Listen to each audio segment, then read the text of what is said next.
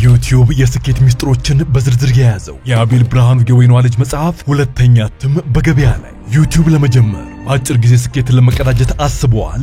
ዩቲዩብ ብጀምር ስንት ብር አገኘሁም ብሎ አስበዋል? እንግዲያውስ በዩቲዩብ 2 የወርቅ 3 የብር ሽልማቶችን ያገኘው የአቤል ብርሃኑ የወይኗ ልጅ የዩቲዩብ ሚስጥሮች መጽሐፍ በዝርዝር ሁሉንም ያብራራሉታል። ዛሬውኑ ገዝተው ህልሞን እውን የሚያደርጉበትን የዩቲዩብ የስኬት መንገድ ይጀምሩ። በሀገር ቤት አከፋፋይ አዲስ አበባ ሜክሲኮ ኮሜርስ መጽሐፍት መደብ። በውጭ ሀገራት ለምትገኙ ከአማዞን ላይ ብታዙ በቀናት ውስጥ ደጁ ይደርሳል። የአማዞን ሊንኩን እዚህ ቪዲዮ ኮሜንት ላይ ያገኙታል። የዩቲዩብ ሚስጥሮች ዘመኑ ጋር ተፈላጊ መጽሐፍ።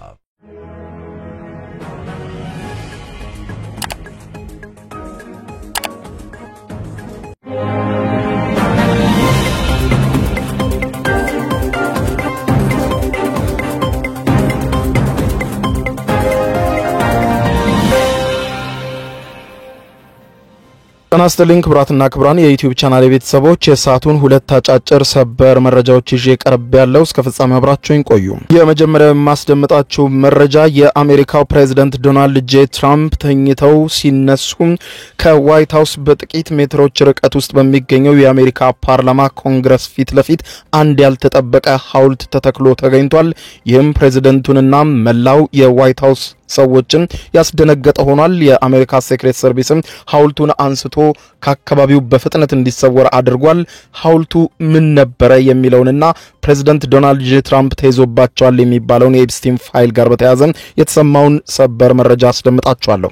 በሌላ በኩል ክቡራን አድማጮች የማስደምጣችሁ መረጃ በመላው ዓለም የኤችአይቪ ኤድስ ህመምተኞችን ያክማል የተባለውና አዳዲስ ሰዎችን በህመሙ እንዳይጠቁ ያደርጋል የተባለ መድኃኒት ይፋ ሆኗል። መድኃኒቱም ባጠረ ጊዜ ውስጥ በመላው ዓለም ሊሰራጭ እንደሆነ ተዘግቧል።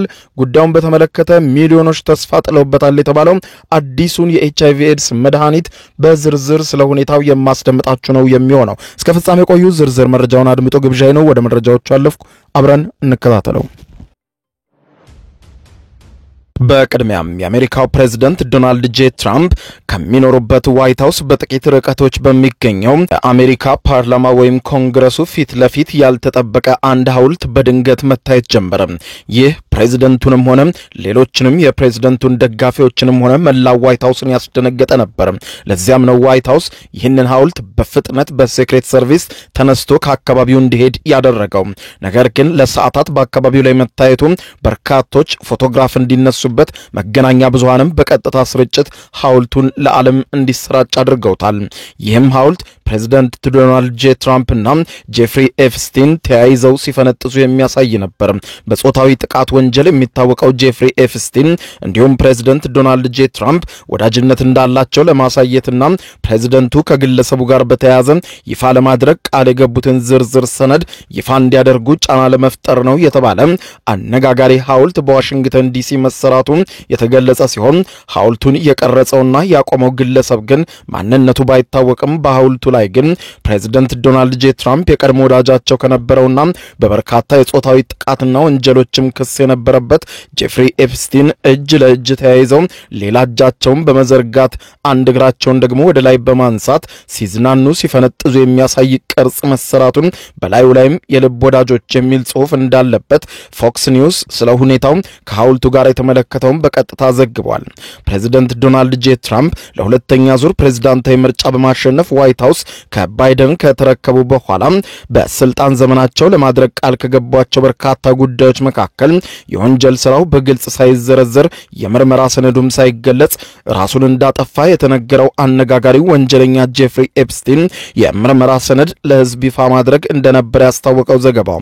ይሁንና ከወራት በኋላም ቢሆን በርካቶች ሲጠብቁት የነበረው ዝርዝር ሰነድ ይፋ ሳይደረግ መቅረቱን ጠቅሶ የሐውልቱ መቆም ፕሬዝዳንት ዶናልድ ጄ ትራምፕ ይህንን እንዲያስታውሱና ጫና እንዲያደርግባቸው ታስበው የተደረገ ሲሆን በዚህም በሐውልቱ አካባቢ የነበሩና አስተያየታቸውን የሰጡ አሜሪካውያንም ሐውልቱ ሰነዱ ይፋ እስኪደረግ እንደምንጠብቅ ማስታወሻ ነው ብለውታል። በተለይም ከቅርብ ጊዜ ወዲህ የሚወጡ የምርመራ ዘገባዎች እንደሚያረጋግጡት ከሆነ ፕሬዝዳንት ዶናልድ ጄ ትራምፕ ከጄፍሪ ኤፕስቲን ፋይል ውስጥ እንደሚካተቱና ጄፍሪ ኤፕስቲን ፋይል ውስጥም የሳቸውም ጉድ ተደብቆ እንደሚገኝ አመላካች ነው ይላሉ። ፕሬዝዳንቱ የጄፍሪ ኤፕስቲን ፋይሎች እንዳይወጡ ያደረጉት ወደ ስልጣን ከወጡና ሁኔታውን ከተመለከቱ በኋላ የራሳቸው የተያዘ ሰነድ በዚያ ውስጥ ስላላቸው ነው እንዳይወጣ ያደረጉት ብለዋል። ከዚህም ጋር ተያይዞ ታዲያ ከዚህ ወንጀለኛ ጋር ስማቸው መነሳቱ በልጥ ደግሞ ሐውልት ተቀርጾላቸውና በርካታ አሜሪካውያንም በዚያ ሰነድ ውስጥ ጉዳቸው አለ ይውጣልን ማለቱም በእጅጉ ፕሬዝዳንቱን አስደንግጧቸዋል። የአሜሪካ የፍትህ ሚኒስትር የኤፕስቲን የምርመራ ሰነዶች ለምክር ቤቱን አሳልፎ እንደሚሰጥ አስታውቆ የነበረ ቢሆንም ባለፈው ሐምሌ ወር ላይ ግን ይህንን ማድረግ እንደማይቻል ያስታወሰ ቢሆንም በድጋሚ ሰነዶቹን ወደ ምክር ቤት ለማቅረብ በድጋሚ ቀጠሮ መያዙንና የቀድሞ ፕሬዝዳንት ቢል ክሊንተንና የውጭ ጉዳይ ሚኒስትር የነበሩት ሂላሪ ክሊንተንን ጨምሮ 8 የሚጠጉ የቀድሞ ባለስልጣናትም በዚህ ዕለት እንደሚገኙ መገለጹን ጠቁሟል። ከጄፍሪ ኤፕስቲን የምርመራ ሰነድ ጋር በተያያዘ ጉዳዩም በተለይም ደግሞ በህዝብ ዘንድ ተጠባቂ ያደረገው ሰነዶቹ ላይ ኤፕስቲን ያገኛቸው ታዳጊዎችን ሳይቀር ሴቶችን ለጾታዊ ዝውውር አሳልፎ የሰጣቸው ታዋቂ ግለሰቦች ስም ዝርዝር ሊኖር እንደሚችል መገለጹ መሆኑን የጠቆመው ዘገባው የኤፕስቲን የቀድሞ ወዳጅ የነበሩት ፕሬዝዳንት ዶናልድ ጄ ትራምፕ በዚሁ በኤፕስቲን የምርመራ ሰነድ ውስጥ ስማቸው መገለጹን ባለፈው ግንቦት ወር ከጠበቃቸው መረዳታቸውን በማንሳት ይሁንና የስማቸው በሰነዱ ላይ መካተት ማለት ከእርሳቸው ጋር የተገናኘ ወንጀል ዝርዝር ወይም መረጃ ወይም ማስረጃ ይኖራል ማለት አይደለም የሚሉ አስተያየቶችን ሲሰጡ ቆይተዋል ሲል ፕሬዝዳንት ትራምፕ ወደ ስልጣን በመጡ ሰሞንም የኤፕስቲን የምርመራ ሰነድ ለህዝብ ይፋ እንደሚያደርጉ የገለጹ ቢሆንም ከቅርብ ጊዜ ወዲህ ግን ሰነዱ እንደተባለው ለህዝብ ይፋ አለመሆኑን ተከትሎ ለሚነሱ ቅሬታዎችም ራሳቸው ዶናልድ ጄ ትራምፕ ጠያቂዎቻቸውን እየተቹ ነገሩን ለማድበስበስ እየሞከሩ ይገኛሉ። ታዲያ ይህ በመላው አሜሪካ ከፍተኛ ንቅናቄ የፈጠረ ሲሆን በጄፍሪ ኤፕስቲን ፋይል ውስጥ የተደበቀው የትራምፕ ገመና ምንድነው ይውጣልን የሚሉ ድምጾች በረክተዋል። ድምጾቹ በበረከቱ በአሁኑ ሰዓት ታዲያ በዋይት ሃውስ በጥቂት ሜትሮች ርቀት በሚገኘው በኮንግረሱ ፊት ለፊት ይህ ድንገት የሐውልት ቆሞ መገኘቱ የአሜሪካን ሴክሬት ሰርቪስ በእጅጉ ያስደነገጠ ሲሆን ወዲያው በፍጥነት በዋይት ሃውስ ትዕዛዝ ሐውልቱ ከአካባቢው ተነስቶ እንዲሄድም ተደርጓል። በተለያየ ሁኔታ ጫና የበዛባቸው ዶናልድ ጄ ትራምፕ በእርግጥም ፋይሉን ይፋ ያደርጉታል የሚለው ተስፋ ወደ ስልጣን ሲመጡ የተናገሩት ነገር ቢሆንም ወደ ስልጣን ከመጡ በኋላ ፋይሉን ከተመለከቱ በኋላ ይፋ እንዳይሆን እንዳደረጉትም ተመልክቷል። ይህንን ተከትሎ ታዲያ ጫናዎች አሁንም በርክተውባቸዋል። የኤፍቢአይ ዋና ዳይሬክተር ከቀናት በፊት በአሜሪካ ኮንግረስ ቀርበው ስለዚሁ ፋይል ለምን ኤፍቢአይ ይፋ እንደማያደርገው ተጠይቀው ሲሞገቱ ነበር። እርሳቸውም አንገት ላንገት ተናንቀው ፋይሉ ውስጥ የትራምፕ ስም እንደሌለና ፋይሉንም ይፋ ለማድረግ ጊዜ እየተጠበቀ እንደሆነ ምርመራዎች እየሄዱበት እንደሆነ ዶናልድ ጄ ትራምፕን ሲከላከሉላቸው በግልጽ በኮንግረስ ታይተዋል። ሁኔታዎቹ ስብስብ በሆኑበት በዚህ የጄፍሪ ኤፕስቲን ፋይል ውስጥ አሁንም አነጋጋሪ ነገሮች እንደቀጠሉ ናቸው። በሌላ ዜና በርካታ ሚሊዮኖችን የጨረሰው ኤችአይቪ ኤድስ በሽታን የሚከላከል መድኃኒት በአነስተኛ ዋጋ ለገበያ ሊቀርብ መሆኑ ተሰማ። ኤችአይቪ ኤድስን የሚከላከል መድኃኒት በአነስተኛ ዋጋ ተደራሽ ሊደረግ እንደሆነ የተዘገበ ሲሆን በአነስተኛ ጊዜ ውስጥ ከ100 በላይ አነስተኛ ገበያ ያላቸው በሚባሉ ሀገራት መድኃኒቱ እንደሚቀርብ ተነግሯል። በሚሊዮኖች የሚቆጠሩ ሰዎች መድኃኒቱን እንዲያገኙ እድል የሚሰጥ ይሆናል የተባለ ሲሆን ዓለም የኤችአይቪ ኤድስ ወረርሽኝን ለመግታት አንድ እርምጃ ወደፊት እንድትራመድም ያስችላታል ተብሏል። ሌና ካፓቪር የተባለው መድኃኒት በመርፌ የሚሰጥ ሲሆን በዚህ ዓመት መገባደጃ መድኃኒቱን ማቅረብ ይጀምራልም ተብሏል። መድኃኒቱ እጅግ ውድ በመሆኑ የሚያስከፍለው በነፍስ ወከፍ ለአንድ ዓመት 28000 አሜሪካን ዶላር የሚያስከፍል የነበረ ሲሆን አዲስ በተደረገ ስምምነት መሰረትም ዋጋው ወደ $40 ይወርዳልም የተባለው እንደ አውሮፓውያን አቆጣጠር በ2027 የመድኃኒቱ ዋጋ ቀንሶም በ120 አነስተኛና መካከለኛ ገበያ ያላቸው ሀገራትም ይሰራጫል። ሳይንቲስቶች እንዳሉት ከሆነ ቫይረሱ ራሱን እንዳያባዛ መድኃኒቱ ሙሉ በሙሉ እንደሚከላከለውም ገልጸዋል። በታዳጊ ሀገራት የሚኖሩ ኤችአይቪ ኤድስ ያለባቸው ሰዎች መድኃኒቱን በርካሽ እንዲያገኙ የሚያስችለው ይኸው ስምምነት እንዲፈረም የቀድሞው የአሜሪካ ፕሬዝዳንት ቢል ክሊንተን ከመድኃኒት አምራች ተቋሞች ጋር ድርድር አድርገዋል ተብሏል። የክሊንተን ሄልዝ አክሰስ ኢኒሺየቲቭ ከጌትስ ፋውንዴሽን እንዲሁም ከደቡብ አፍሪካው የምርምር ተቋም RHI ጋር ስምምነት መፈራረማቸውም ተዘግቧል።